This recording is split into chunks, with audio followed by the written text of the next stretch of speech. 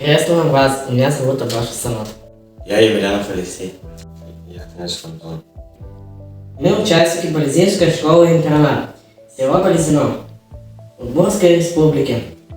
Представляем вам наш проект «Теннис Холл». Наша задача сделать спорт доступен для каждого.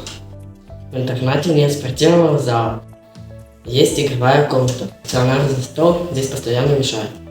Чтобы сходить на занятия теннисом, нам нужно идти в соседнее здание старой библиотеки.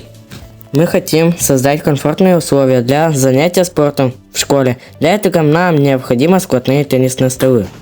Мы сможем готовиться к соревнованиям в игровой интернате и проводить соревнования. Если вы поддержите наш проект, мы сможем сделать теннис доступен для каждого. Помогите нам воплотить эту идею в жизнь.